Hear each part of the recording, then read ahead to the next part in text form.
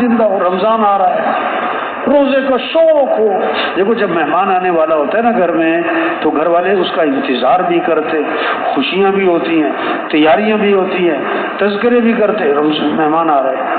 تو رمضان اللہ کا، بولو بھائی، رمضان اللہ کا مہمان، رمضان اللہ کا مہمان. اللہ قرآن میں فرماتے ہیں ایام معدودات، چند گنتی کے تو دن ہیں، چند گنتی کے. رمضان آتا ہے چلا جاتا ہے، ابھی کہہ رہے ہیں رمضان آ رہا ہے، رمضان آ رہا ہے، رمضان آ رہا ہے، تھوڑے دنوں بعد جملہ بدل جائے گا، کہیں گے رمضان جا رہا ہے، رمضان جا رہا ہے. ہر سال رمضان آتا ہے چلا جاتا ہے، اس سال بھی آ رہا ہے چلا جائے گا، فائدہ کیا اٹھایا؟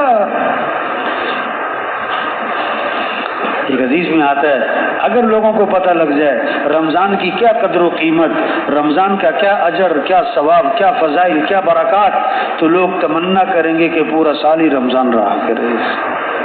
ایسا مہینہ آ رہا ہے. حضور صلی اللہ علیہ وسلم نے رمضان آنے سے پہلے صحابہ سے فرمایا کہ دیکھو رمضان کا مہینہ آ رہا ہے، اور 7 باتیں فرمائی. کتنی باتیں؟ 7 باتیں فرمائی کہ دیکھو یہ رمضان کا مہینہ، یہ برکت والا مہینہ ہے. کون سا مہینہ ہے؟ بکریوں میں برکت، کتوں میں کوئی برکت نہیں. بکری 1-2 بچے دیتی ہے، کتیا 8-10 دیتی ہے. برکت کس میں؟ بکروں میں. کبھی آج تک کتوں کا ریوڑ دیکھا آپ نے؟ کتوں کا ریوڑ دیکھ، ریوڑ کس کے نظر آتے ہیں؟ بکریوں کو. اور روزانہ ذبح کیا ہوتے ہیں؟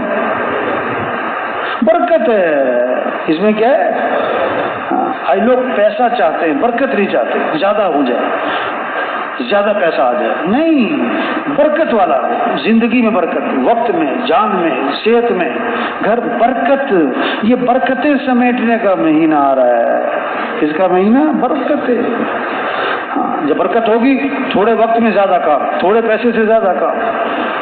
اللہ برکتیں دے گا گھروں میں، چھوٹے سے گھر میں خوشیاں دے دے گا، تھوڑی سی تنخواہ میں زندگی آسان کر دے گا.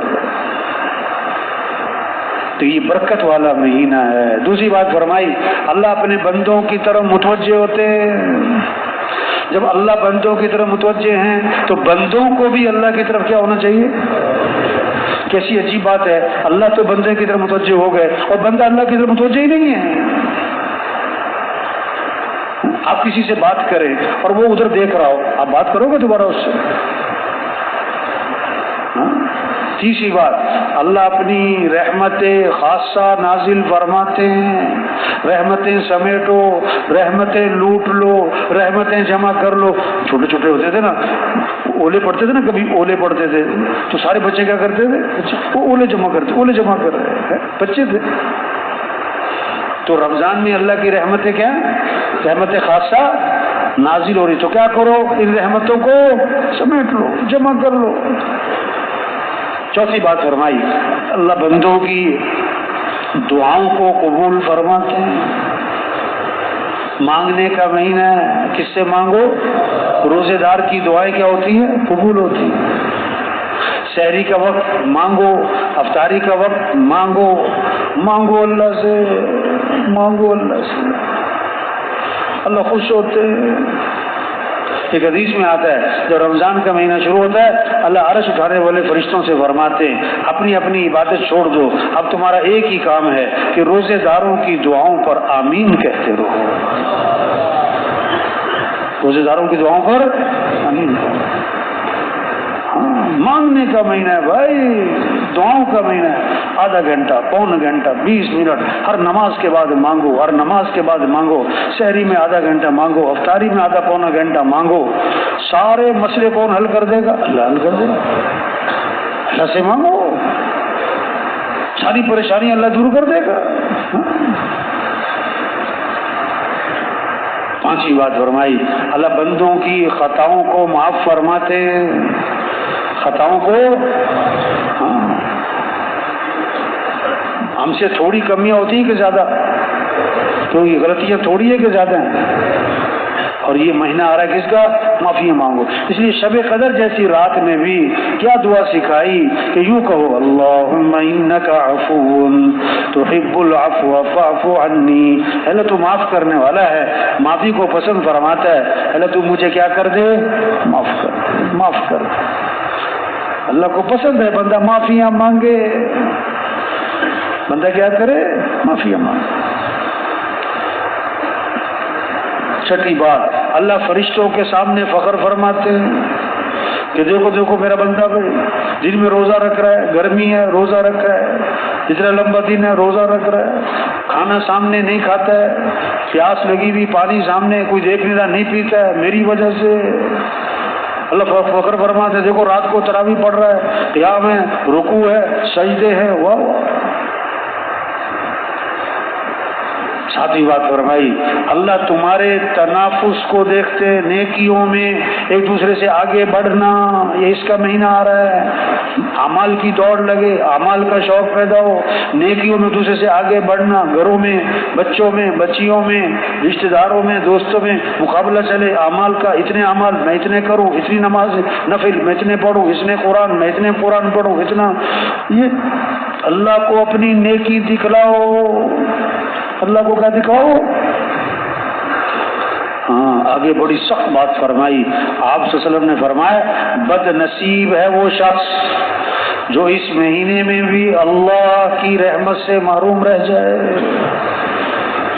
رمضان جیسا مہینہ آیا اور اس کی زندگی میں کوئی تبدیلی نہ آئی اور اس نے اس رمضان میں بھی رمضان سے فائدہ نہ اٹھایا، تو ابھی سے یہ شوق پیدا کریں، وہ دیکھو رمضان آ رہا ہے اور پتہ نہیں اگلا رمضان ملے گا کہ نہیں ملے گا، رمضان تو اگلے سال بھی آئے گا، ہم ہوں گے کہ نہیں یہ کوئی پتہ نہیں ہے، یہ کوئی پتہ نہیں ہے۔